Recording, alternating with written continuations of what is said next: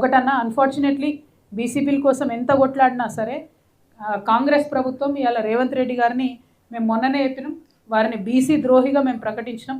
ఎందుకంటే ఇన్నిసార్లు ఢిల్లీకి పోయి వచ్చారు ముఖ్యమంత్రి గారు, ఒక్క లెటర్ ఏక్ भी खत आपको नहीं दिखता साहब, इन्हों जाके मोदी साहब से पूछे कि 42% रिजर्वेशन पास करा दो बोल के, एक भी खत नहीं दिखता आपको. ఒక్కటంటే ఒక లెటర్ రాయలే ఆయన. అంటే ఇంతవరకు అఖిలపక్షం ఢిల్లీకి తీసుకుపోతానని తీసుకుపోలేదు. ఒక 2 సార్లు మాత్రం కాంగ్రెస్ నుంచి అక్కడ పోయి ఏదో ధర్నాలు చేసినట్టు చేసిరు.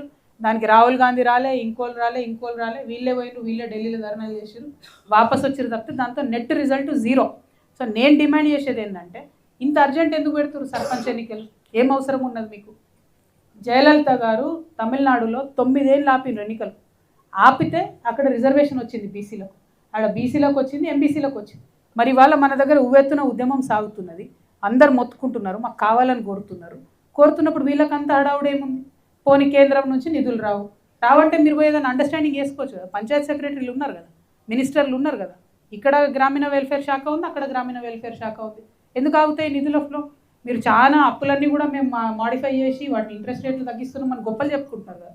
మరి ఇది చేయండి, ఎందుకు చేయరు? అంటే మీ మైండ్లో, మీ మనసులో బీసీలకు న్యాయం చేయాలని ఉద్దేశమే లేదు ఈ కాంగ్రెస్ పార్టీ. ఉంటే ఇంత తొందరపడి ఎన్నికలు పెట్టరు. ఓకే ఠీకే.